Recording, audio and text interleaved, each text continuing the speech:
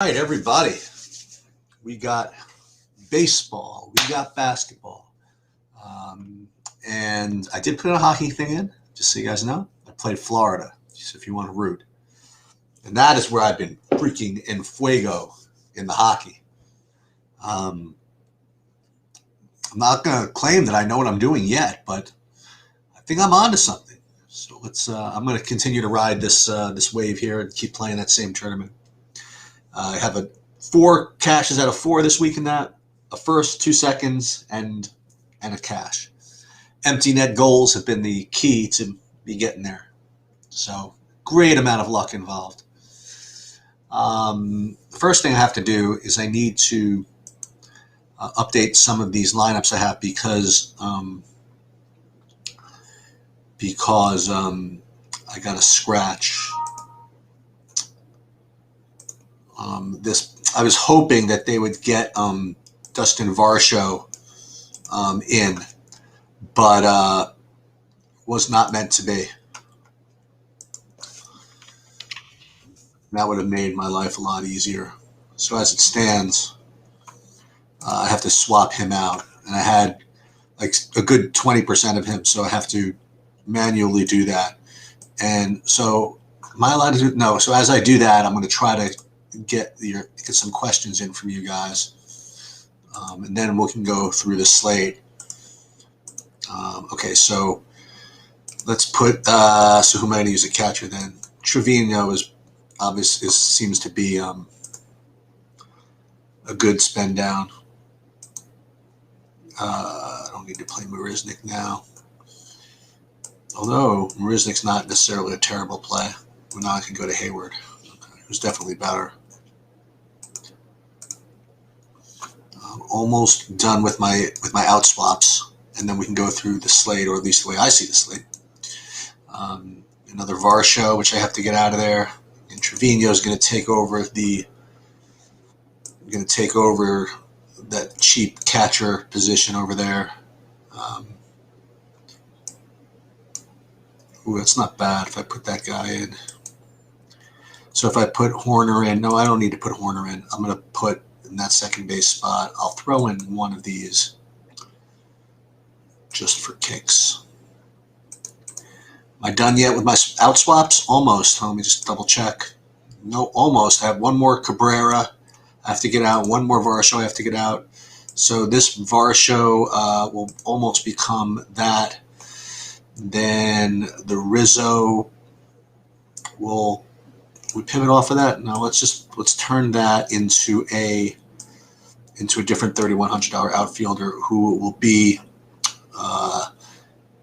probably Marisnik. Let's leave that there, and then one more, and then I'll check the chat. Sorry about this, guys. I just got to take this one Cabrera out, third base. Who am I going to put in to kind of hold the fort there? I'll hold the fort with Riley, and then throw a Kiki in just for kicks. Okay.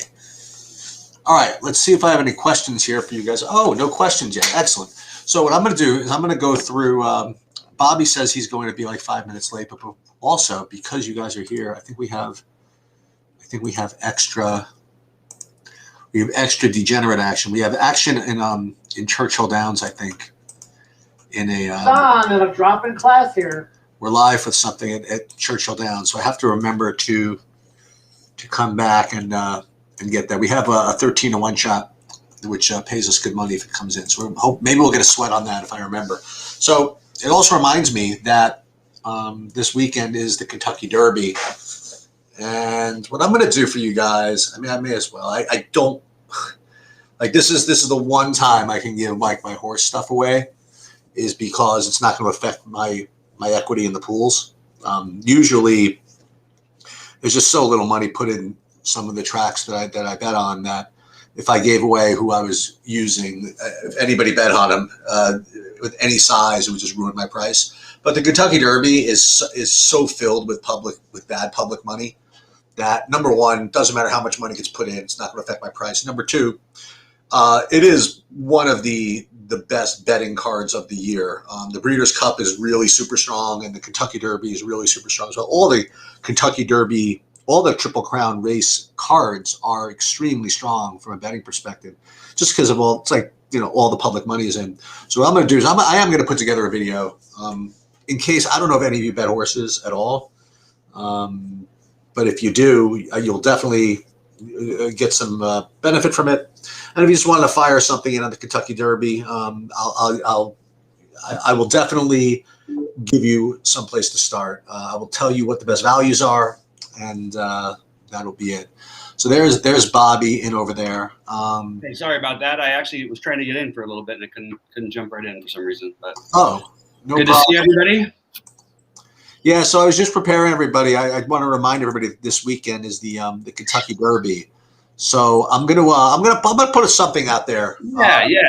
That's where the sheets come. For those of you who don't know, that's like your background. Yeah, as I said, I usually can't give any horse racing picks away because number one, my equity is too strong, and number two, like the track size is such that people would affect my price if they put any real size in anything. But on cards like this, like a Derby, there's like so much public money and it's not going to matter. And I got to remember, because I know you said that your aunt or uncle or whatever it was are into that. So I'll send you I'll make sure I'll send the link to them too, because I'm going to do the full breakdown of like the whole Kentucky Derby card. Awesome. Yeah, so hopefully we'll do that. I didn't have any questions out quite yet. What I was doing just now is I was swapping out some catchers because I was hoping to have gotten that cheap catcher I wanted in Arizona. That didn't work for me, so I had to swap out of that a little bit. So when people will filter in, guys, please, when you do come in, remember to give us a like and subscribe, all that stuff. I appreciate it. And yeah, let's get after it. Let's talk about what we're doing on this slate. So what I decided, and we talked about this towards the end of the noon thing that we did, was with respect to which secondary pitcher I was going to pick. I was going to take Bauer, then I was between Weaver, Perez, and Gibson. I just decided that whichever of those three I thought would be the lowest owned, that would be the one that I just kind of highlighted my bigger ones. And from the numbers I'm looking at, it looks as though Gibson is the lowest owned of those three. So with that being the case, that's the guy I'm going to use. And that coincided, which was a really big deal with you said that you liked him more than the other two back when we spoke at noon. And you know what? That's good enough for me. So I'm gonna use Gibson in my bigger ones, and I'm gonna spread around a little bit with some Weaver and Perez also. But Gibson is going to be my main big guy. Yeah, I guess a couple things I want to touch on. I really am not. I'm playing Trevor Bauer. That's as simple as that. I understand the idea of Alzolay or Bryce Wilson. It does feel funny because the most popular game is also going to have two pitchers who are actually going to have some ownership. The most popular stack game. And I just want to point out to everybody, today's afternoon slate is a perfect example of how you don't need to stack to win. You basically couldn't have stacked in one entirely. I guess you could have if you got if you had it exactly right everywhere else. But on these little slates, you really don't have to just go all out on something like that. So anyway, that's that part of it. I didn't need a stack. I just needed Houston to get a hit. Like I didn't need to get anything. I didn't need even a stack. No, I mean, you know what I mean, though. I'm saying, it's a great example of a point that we talk about, but, really, we just always think, it's 5 men, boom, boom, boom, boom. But these littler slates especially, but in general even, you should try to differentiate your thinking a little bit and try to get the best plays in. And I think there's a lot of really good plays here that you can get at lower than, I don't want to say should be ownership, but I don't see – I could see Weaver having a nice game against Colorado. Again, I'm skeptical about their offense. I also see the other side of it. I could see Alzolay striking out enough Braves. I could see Martin Perez just getting through 6 innings, which would be good enough. Yep. But I do think Kyle Gibson has, just even based on performance, proven that he has the upside. He's been consistent. Looks like he's back to his old real self pitcher. People are afraid of the Red Sox. I understand it. High run total.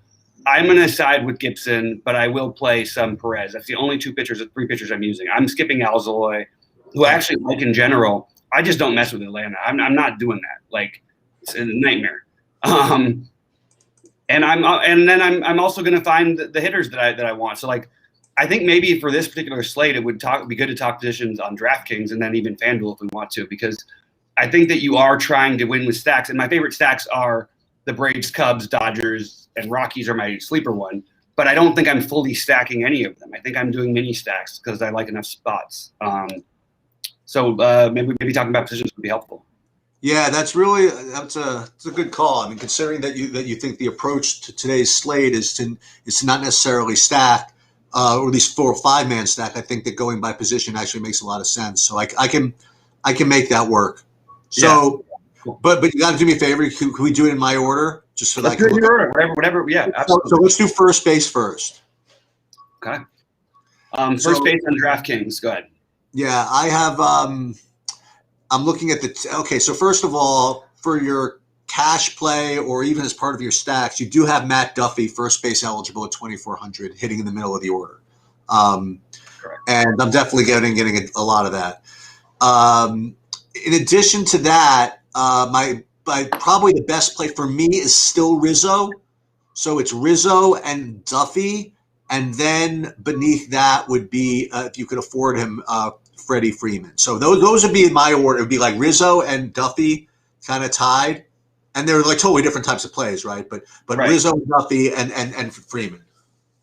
Yeah, I think Rizzo's the best play, and I think the ownership's going to be lower on him now that Duffy's in the lineup at 2,400. So I actually think Rizzo is your best play. I think that Freeman, if you can afford him, great.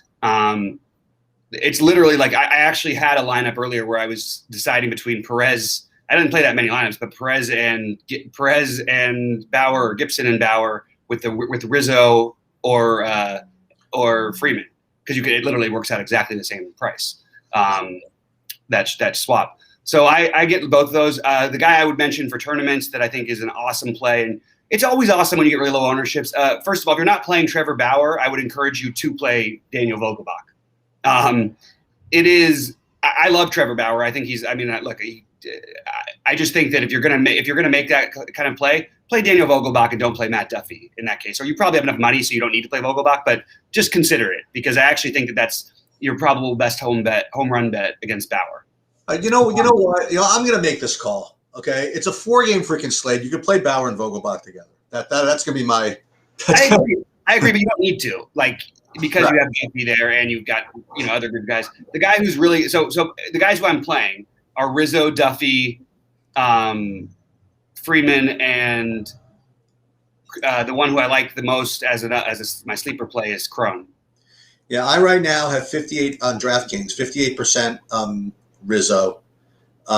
Clearly up, far and away. And well, then the next one, it matches yours a little bit. So I have Duffy next, and then I'm kind of spread out a little bit. I got some Cron, Freeman, and I have one sprinkle of a Nate Lowe, just on a Texas stack that I threw in. Yeah, okay, that makes sense. Yeah, by the way, I can never. Now that you said it, that's now it's burned into my brain. That means I have to play Nate Lowe in some lineup because he's going to hit a home run now. Every time you do that, Cheats, where it's a guy we talked about before, and I just said it about him, you got to play Nate Lowe every day now, because every time I don't play him, he ends up hitting a home run. So now that you said it, I'm going to probably have to get some. Well, I'll give you guys. By the way, Bobby, maybe you can figure this out. I don't know. You'll never figure it out because there's too many players. But with the exception of Bauer, who I'm 100%, there's one guy who my highest exposed player is 84% on DraftKings, and that's over 20 or so lineups. So mm-hmm. we're gonna get to him a little later. Mm-hmm. Okay. Second base. Yeah. So this is interesting because I'm already gonna get a little bit weird with this position. But people were going to play Josh Van Meter against Senzatella, and that's totally fine, price-wise. I'm willing to take enough of a shot. Now, I'm a little nervous about Sheldon Neuse because of the switch, but I do like the Dodgers tonight because he's probably going to get pitch hit for possibly. But he's got a pretty big swing, and I can sort of fall for it for the power upside. And even if they do bring in their bullpen, the Dodgers have great lefties. Wouldn't you bring your awesome lefties, which they have lefties in the bullpen, which would leave Neuse on the field. So long story, he's my sleeper guy. And then I'm not playing all the Arizona guys, so everybody else can have all that ownership. I will play a combination of Muncy, Noose, and Albies. I think and McMahon on FanDuel, but not on DraftKings for me. Yeah, my highest owned second baseman is Matt Muncy, is Max Muncy. He's my favorite over there. I'm able to play him the way, with my other stuff. So I like him. And then as part of my Cub stacks, I just end up getting to this guy. I was going to play Bodie and he's not in. So I got a little lazy and I just put Horner in instead of him. So that's going to be that. And then other guys that you mentioned, there's a Solak and that Nate Lowe stack. I do have a Noyce in there somewhere. And then I think those are the only guys I'm using. Oh, and I have obviously I have McMahon in a Colorado stack. Yeah, that makes a lot of sense. All right. So third base, is that right? Or what is your? Yeah, that's right for me. It's third base. Okay, I didn't know whether to go to the shortstop. Third base. So again, you get Duffy. Again, you can use the Noose thing. I think Austin Riley is a good play, and I actually think that I don't care that he's batting seventh. It's a huge power upside matchup, especially if you're playing Braves. But I can use him even not maybe as a one-off, but as a two-off even. I really like going that route. Again, Escobar, I'm not messing with Arizona's high ownership today against Senzatella, who actually can be decent enough. So that's what I'm sort of justifying it with. And if you could afford him, Justin Turner, but I don't think that you can afford him very easily on DraftKings if you want to play some of the other guys I want to play. I'm using a couple of guys at third base. Duffy, as you mentioned, he's a big part of what I got. I'm playing Chris Bryant at third base a lot. I'm sorry. Yeah, that was the other one. My bad. Yeah, I'm playing him at third base line. I'm actually getting Justin Turner in like 20% somehow. And then also, like you said, and I got a 20% of Austin Riley too. And I do have McMahon as a third baseman in a Colorado stack also. So yeah, we're pretty much on the same page. Yeah. Shortstop. Actually, if you wouldn't mind, yeah, go ahead. next I have catcher. Oh, I'm sorry. Okay, catcher. That's okay. I like I heard that a lot of people are liking Vogt and to be not to be lazy, but I didn't really look at him too much. I guess he's probably a good play, but I don't know. I'll play it. I think Contreras is obviously the best raw points guy. I shouldn't say obvious. It's freaking baseball, right? But I don't think Will Smith is far behind him. Right. That's what I was going to say. So there's Contreras, and then and right behind him is Will Smith. So I'm going to be playing a bunch of Contreras. I'm going to be playing a bunch of Will Smith, and then and then to pay down, I'm just going to play some Trevino at batting sixth, on the cheap. So he's a guy I'm going to play, and then that's it. Contreras, Smith, and Trevino.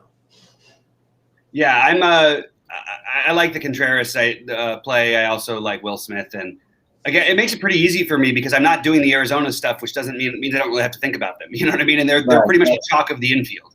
So, yep. I'll play Will Smith. I'll play d'Arnaud, and I'll play Contreras. Those are the three I'm playing, I think. So I'm just going to come right out and say it. I have 86% AJ Pollock. I have a ton of AJ Pollock as well. So shortstop's last now. Okay. Oh, right? Yes. Okay. Yes. Cool. That's even after pitcher. Yeah. Because it goes like alphabetically, like C, then O, then P, then S. Yeah. That's what it is. I have just an inordinate amount of AJ Pollock. And then I want you to talk me through this Cubs stuff with Hayward and Marisnick. Because they make a lot of stuff work, and I just like you said, I'm playing a lot of Hayward. I'm not happy about it. I feel the same way with Marisnick too. But that's just the way. I think that's the life I've chosen today. I don't know. I am able to get I think an Acuna in an Atlanta stack somewhere probably. Mm-hmm. Yeah, I do. I mean, he's obviously if you could play him. So yeah, you could like if Acuna, and I will say that point per dollar, is Charlie Blackmon is really really cheap. He's cheap for a reason, but he's also but he is cheap. So I will throw that in the mix, and then another one off who you could always play is, and today especially, is Joey Gallo as well. Yeah, love the Joey Gallo one off as against the lefty. Unfortunately, other people are going to be on that one as well today. I like Blackman. I like the Rockies. Like I mentioned that already. I think that's a great just way to get it. I mean, you're going to be very different in the field, I think, playing the Rockies. And let's see what else. What about the Cubs outfielders? So I'm not as interested in the Cubs outfield. I have a little bit of them. Okay. But I just think you have these guys are not much more expensive than the Cubs. The guys. I mean, Hayward is more expensive than Pollock. I mean, they're almost as Blackman's $300 more and $700 more than Marisnik. It's kind of, from that perspective, it's a little tough. But for parts of stacks, I understand if you're going to do the stacking thing. I love Acuna. He's the guy I would pay up for the most here. I'm not setting anything crazy. He's going to be the most popular, and he's, for good reason, in my opinion, he should be the most popular every night that you can afford him, and you can. So I like Mookie if you're not going to play him, if you're not going to play Acuna, or if you really want to go cheap on the infield and not play Bauer. And then I like Pollock as well. I do think the Dodgers are actually, like, Pollock will be owned. Seager, we'll get to that in a second. But like Nusei, Smith, even these guys are like in the teens probably of ownership on a 4-game slate. That's too low. We'll get to shortstop. Shortstop again is my favorite position again, but I guess we should get over there. There's not a whole lot else I have in the outfield. I mean, Kiki Hernandez, fine. If you're not playing Gibson, I'm leaving money on the table to play Blackman and Gallo above it, like anybody in the 4,100 range. So just to give you an idea of where I'm at, I actually am leaving like 500 on the table in my big lineups. I'll tell you.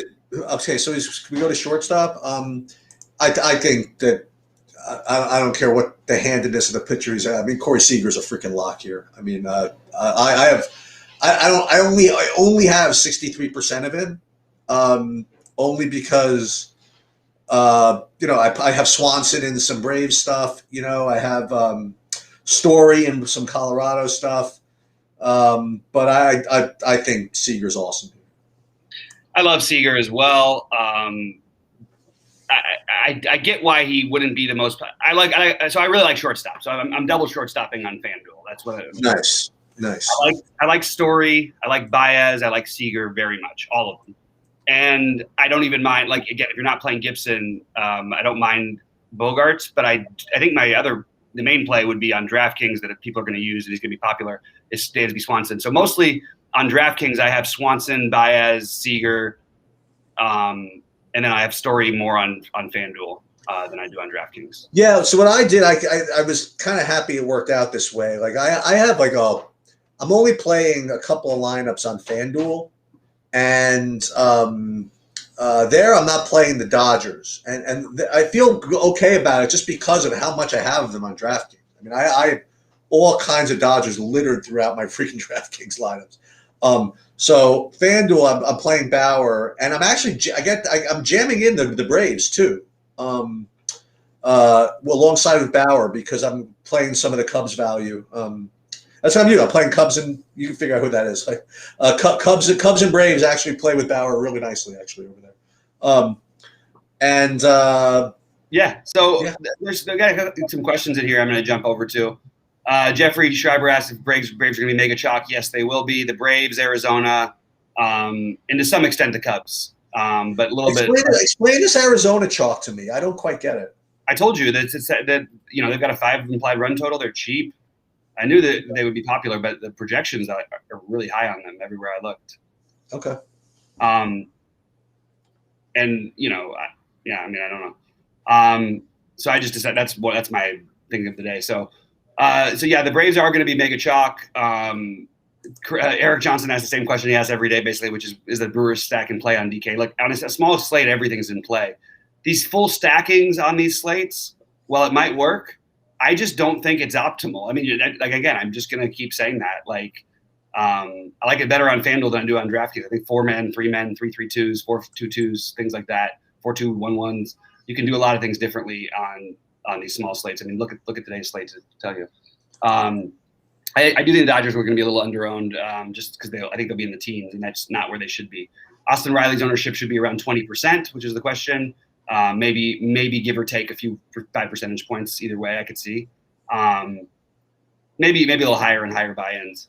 Good low-owned bats in a DK GPP. We just named a bunch of them. I mean, let's see who are the most low-owned ones. I mean, even the Pollock and Pollock will be higher, but Blackman is probably.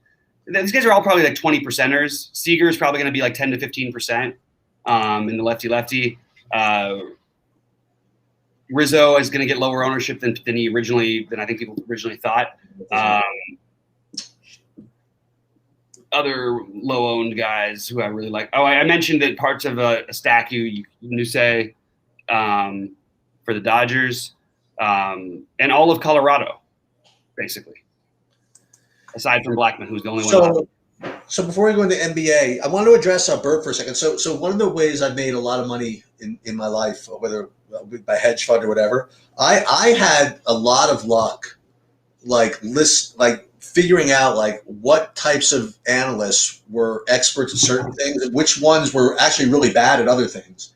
And I paid some analysts like a lot of money. They don't realize why I was doing it, as literally just to be contrarian indicators. Like there were some guys that were just so bad at certain things that whenever they would tell me, like I would buy this, it would be like an automatic short. And having guys like that around and knowing how to interpret that their information is actually really important.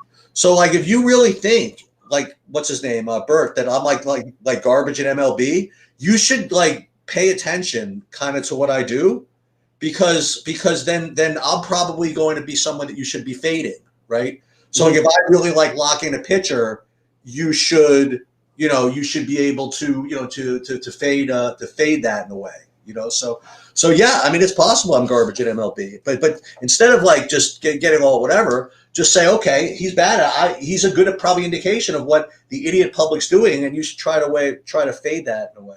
Right? Okay. What other personal stuff that on there? They're all attacking you, yeah. Jason, man, that's not was born in. Yeah, I don't know if you know much about it, but yeah. I'm sorry to be bragging. I'm not much of a bragger. I don't know why you would think that. But anyway, you want to talk about the NBA? Yeah, let's jump over. So what was I going to say? So what's his name? So Luka, I presume, is out, right?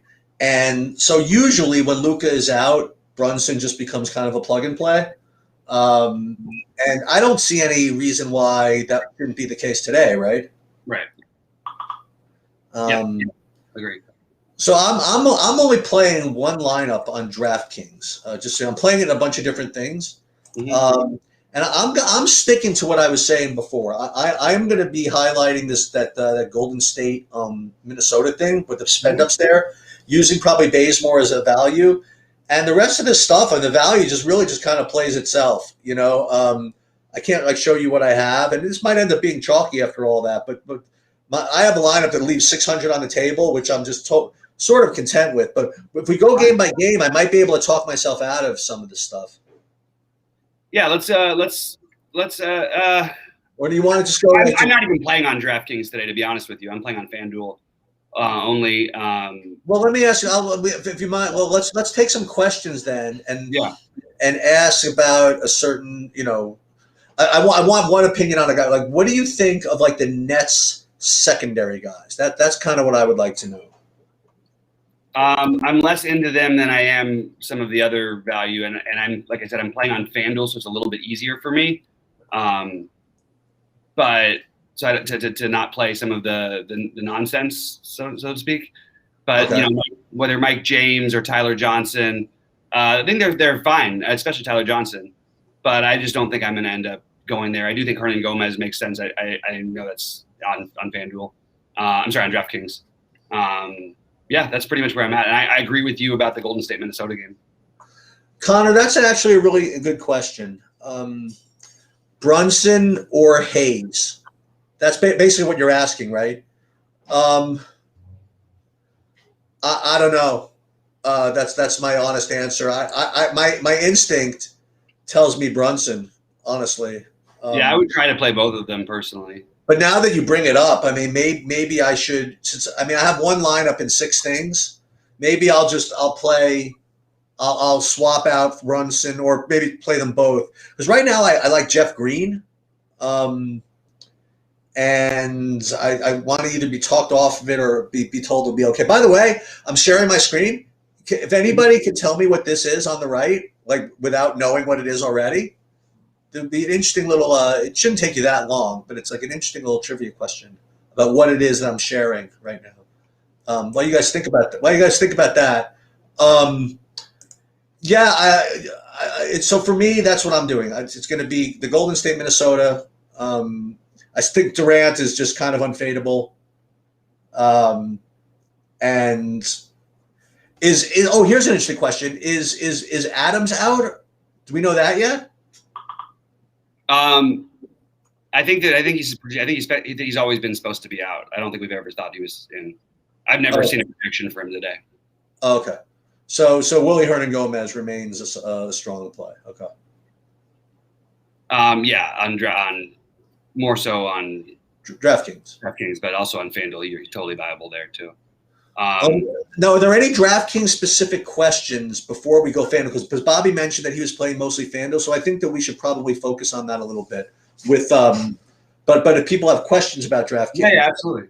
I would say Oubre just got ruled out, by the way. Who did? Oubre? Yeah. Oh, they really want me to do it, don't they? They really want me to play Andrew Wiggins in Minnesota. They're just asking for it. But how are you going to do it? Like I said, FanDuel, DraftKings is a lot different. Eric Johnson asked a question that has so many like awesome, like easy responses. Is when does NBA end? I mean, not soon enough. Hopefully soon or something like that. I actually don't know. You go NBA.com. I'm sure it has like the schedule. You know what I mean? Yeah. John, it's so funny. I'm such in NBA mode right now as I'm talking about this. Oh, okay. I'll go for a general question. What leads you to play one site to another certain day or slates? Okay, so I'm gonna tell you the truth. So it's like saying do as I say, not as I do. You really should, if you were a real professional, someone who really just wanted to maximize EV, you would really be able to tell like which sites you should be playing more on particular slates, given your edge in pricing and what the offerings are and things like that. But I honestly just play them both. I mean, I just usually play both FanDuel and DraftKings. But like your question is that, yeah, you really should be playing more volume on the slates where you feel you have an edge on a slate-by-slate basis. That's really hard, though. That's like really next level, not next level stuff. I mean, obviously, if this were my only job, guys, like if this is what I was putting like some of the money in that other people are putting in, and this is one of my pet peeves. And I'm not talking about me or Bobby or anybody. I'm talking about the people that pay literally 6 figures a night into this. I really think they're not. There's a zillion things they could be doing that they're not. But one of them should be yes, paying closer attention to where your edge is on certain slates. But I really just play them both, honestly. Yeah, I think I think there's certain days where certain sites are more constricting. Sometimes it's about tournament entries for me. If I want to play one big buy lineup, I don't have a real tournament on one site. Sometimes it's as silly as that. But I do think that getting edge on different sites for different types of slates, like I've done really well in NBA and large slates, more so on DraftKings than FanDuel. But on FanDuel, I've done really well on smaller slates because it's really easy to find ways to just differentiate yourself in a position or two and get low ownership. And when that hits, obviously, you're in a great spot. Okay, so here's a question. Hello, do you like Zach Randolph tonight? Now, before you even attempt to answer that, I am really going to try to think of what sport he's talking about. He's talking about basketball. He's talking about the old Zach Randolph. He's just messing around. Oh, okay. He's not like a hockey guy, maybe? I don't think so. I don't know. Is there a guy, Zach Randolph, who plays hockey? I don't know. I'm not playing him. If he does exist. Oh, the guy just mentioned Zach Randolph. If that were a troll, that's a weird troll. Like Zach Randolph? Yeah, I don't know exactly. Maybe some next level shit. good one.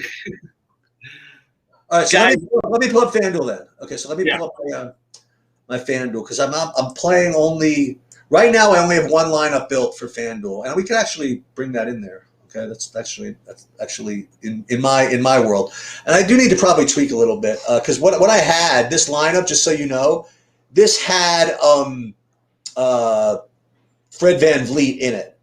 And when he got ruled out, I just replaced him with LeVert, just kind of instinctively, just to fill the salary. But maybe I want to leave it. Maybe LeVert's not the worst play in the world, especially playing against Brooklyn. So that's actually pretty interesting. Yeah, I would just play Brunson or Hardaway over Ty Jerome there. Yeah, again, this was before even Luka got ruled out. I mean, this was. Oh, right. What about the Jackson Hayes thing? No interest for me personally. Okay. I just put him as a placeholder. I mean, honestly. Yeah, it's fine. I mean, it's not the worst idea in the world but I'm just going to play Poku and hope for the best. And he literally is going to be like unowned, so I'm good with that as my low owned guy. They're pretty much all the value is going to be pretty low owned over here. So we like Poku. I like Poku, but I just think, look, it's a huge range of outcomes with that guy every night, but it's 4,400. And of the cheap guys, which is what I ended up doing, he was the one who made the most sense, partly because I wanted to play the Towns Curry Russell combination. And apparently Zach Randolph is a hockey player, and apparently I'm rude all the time, according to Mike. This guy hates me. He comes in all the time just to talk shit to me. That's okay. Yeah, so you know, I thought it might be a hockey. So I actually, the only thing that I did was I played the Florida guys, and I don't, only because it's 6:37 and we don't have that much time to do it. If you want me, I will carve out like 10 minutes, like next time to talk about the hockey stuff that I did. I just played Florida. That's my thing. I played 5 Florida guys, and then I found some one-offs. I mean, I did not play Zach, but I did not play Zach Randall. Okay, so it would be nice if there was a nice, easy shooting guard that like if you really. That was 6,900. Then I could just, it's D'Angelo Russell. Oh my God, are you kidding me? You got Russell and or Wiggins, either way. Oh my God. Well, you know what we're gonna do? We're gonna play them both. Oh no, okay. Now I've got to change my lineup because you literally just entered the same lineup that I have. I did not. You did the exact same lineup I have. Swear on my life and everything. It's the exact same lineup I have. No, we're not doing that then. Hold on. Oh my goodness. No, I'm going to take Wiggins then. I even have one version of it with just the 500 left on the table. No one else is playing Poku, but they're going to get out. They'll go after us if we both do it. You could always shift over to Wiggins. But I've got one of those same lineups with Wiggins and one with Russell. Anyway, that's where I'm at. Russell or Wiggins higher ceiling. They're both pretty high. I would say Russell in general has a higher ceiling, but I think Wiggins is really high in this matchup situation, especially without Oubre. So I think they're pretty similar. I'm playing more Russell, but I do like Wiggins, and I wouldn't be surprised if it goes completely against me. It's a revenge game for both of them. You can play them both together. It's not that hard to do. That's pretty funny, FanDuel. That's really funny. I like it. That's an excellent one. But that's pretty funny. That is literally now the people who saw it actually know too. Please do not show full sheets. We can't show the FanDuel lineups. Sorry about that. Oh, you think that's for real? We just got absolutely. That guy in the crowd, you think is actually a FanDuel rep? Probably not, but no, that's what I'm saying. That's a great troll. No, to create an account to do this? Yeah, for sure. I think it's pathetic, but yeah, I can't find this person on what's it called? Anyway. All right, so we'll just talk about the lineups then. Any questions, guys, feel free to drop them in. I think that we basically went through what we're doing on the slate and would love any thoughts, questions. I think maybe I'll go back to that LeVert thing. You're really struggling over this one, huh? What's that? You're really struggling over that one.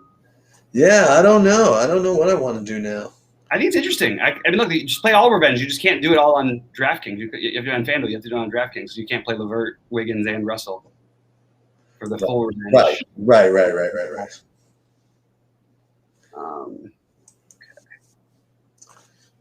Let me just see something. If I went back to Levert, oh man, that Levert freaking KD thing seems so freaking cool. What else could I do at Brunson, Hayes, Durant? This was with no Brunson. Right. What else at power forward could I do at the 4,700 range? On FanDuel, nothing. Just literally nothing. Is Aaron Gordon a good play? I don't know about good. Like it's been pretty missy with him, but you can go ahead and do it. I don't. On this slate, I have no problem with it.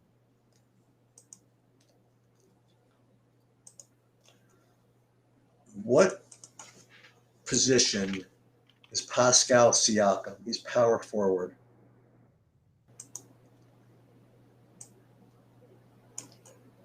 So that's another thing I could do over here. If I played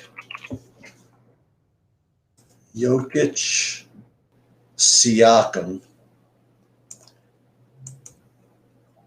and then Lowry.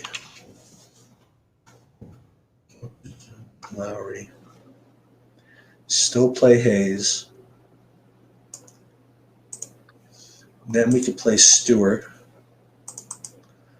We still like Stewart at power forward, right? Stewart at power forward. That's a little different. And then you play Russell here. No, you can't play Russell. 3,500 or less forward on FanDuel. I'm sorry, on DraftKings. 3,500 or less. That gets into a weird territory. Yeah, I think. I like this. I like this. Maybe you leave money. I don't know. Maybe you leave money on the table and play Bembry. 3,500 is not somewhere I'd want to end up with a forward spot. Paul Millsap. Maybe. I mean, maybe he plays like 10 minutes. He's played 18 and 14 and 12 before that. Maybe Millsap's okay. I guess that maybe, I mean, in that weird range, maybe that would be your best bet. I don't really like that range on DraftKings. Jerome. This is really good. Hold on. So I came up with a way. I like any text on this slate. Is their ownership low? What's up, WW Fresh? I have no interest in Texas except for maybe one-offs here and there, but they're all fine. You know, probably be mostly the lefties, which is weird against Perez, but Gallo is my favorite play from Texas. Campazzo. I'm using. No problem. Oh. Campazzo. I mean, Chris Patterson is not the worst. I mean, Millsap is not the worst thing in the world. I would have to know the rest of your line. Like it seems weird to have to fit him in. So maybe there's a way to get around it, Chris. Sheech, what was the question? No, I was just talking to myself. All right, guys. Any final QQs before we end up running? No, I'm still working here. I'm asking them. I'm just trying to see if is Perez a pitcher who's prone to giving? I mean, he's actually he is the frustrating pitcher to stack against in general. But he's had some huge blow up games. Partly pitching in Fenway doesn't help, but I actually think Perez would be a logical SP2 on DraftKings. I think that most people would probably agree. Yeah, you make sure you don't expect too much. Yeah, you're not trying to get too much. Right. He was asking about stacking against him. Oh, yeah. I mean, that's fine. I mean, you could hate to say this, but you could do a lot of different things today, even though it's a short slate. Yeah, he gets wild a little bit because his home run he's looking at one home run this year. You still like it? You still like Eric Bledsoe a little bit? A little bit. not as much reason anymore. No problem, Adam. Thank you, and good luck to you, buddy. What is that? Sorry, that was my windows open. Forgot as usual. What other good power forwards are there? What's Hernan Gomez? He's 4,300. He's a center. Not on FanDuel. Right. That's Wancho, right? Yeah. The wrong Hernan Gomez. Is there another? Oh, no, that's still poker, right? 4,400. That doesn't quite make it. We can play cat, right?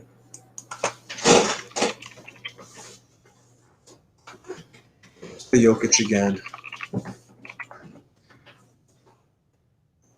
Jokic, 200 too much. Maybe I don't need Josh Jackson. Shooting guard FanDuel, 5,400. Yeah. To answer Chris's question, yes, you can play Chris Wiggins and Curry together. I have some lineups like that. Oh, okay.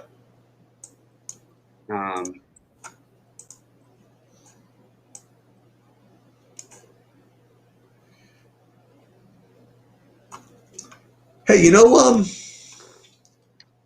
haven't played in a while? Who's that? Bobby Portis. It's true.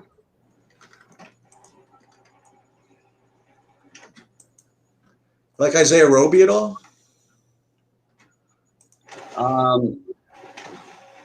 Not especially, no. No.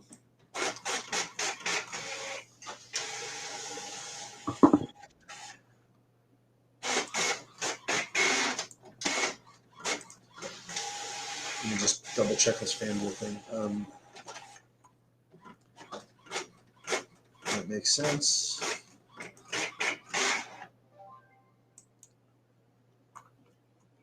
Put in.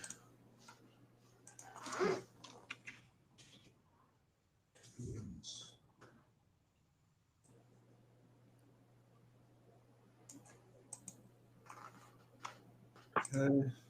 Roby, I mean, if you ended up with him on FanDuel, I don't think it's like the worst thing in the world. Who can touch this? I got one more thing I want to change.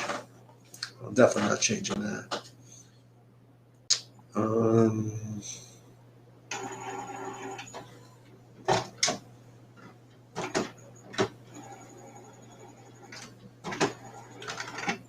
Let's change this one because it's probably a little too chalky. No problem. So instead of that, let's put in Roby. And then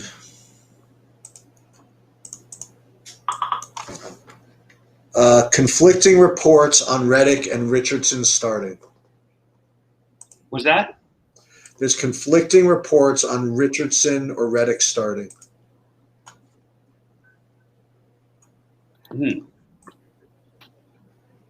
Don't know exactly what that means to the average man. I don't think there is a Zach Randolph. I think there's a Zach Randolph not in the AHL yet, by the way. Hey, I have a question. Should we not be playing Kristaps Porzingis? No, you should be. I mean, he's like the chalk on FanDuel. On FanDuel, he is. I'm not playing him. He's got a minutes restriction. Oh, he does? Okay. I believe. I got a message saying he did, and I'm just going to look at my projected minutes for him. Actually, no, they've got him at 34. Maybe he doesn't have it. Maybe they took it off. Yeah, I mean, obviously he's a really strong play. I went different with my build, but he's partly because he's projected to be the highest owned player.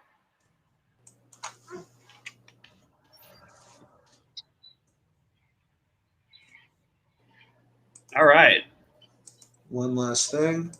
Oh, AJ Pollock will not be low owned on FanDuel particularly now.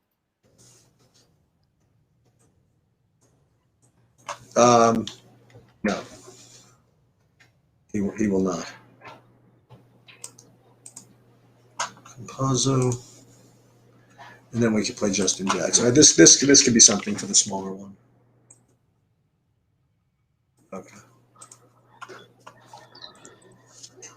All right.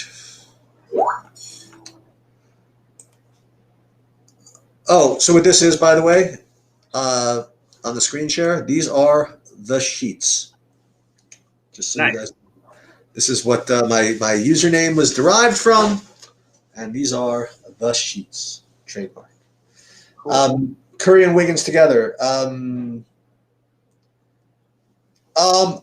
don't mind, only because I just see Curry giving Wiggins some assists.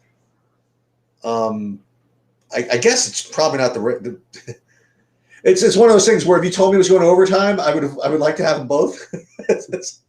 Yeah, I think that's pretty much everyone. All right. Oh wait, hold on a minute. Josh Richardson back in the starting lineup. So is Hardaway. All right. Any other questions here before we I think we're good. And we Yeah. don't even have any weird late NBA news happening other than starting lineups. Yeah, let me just double check something upstairs. What would you do? Like any Texas on this, like 3,500 forward on DK, Millsap.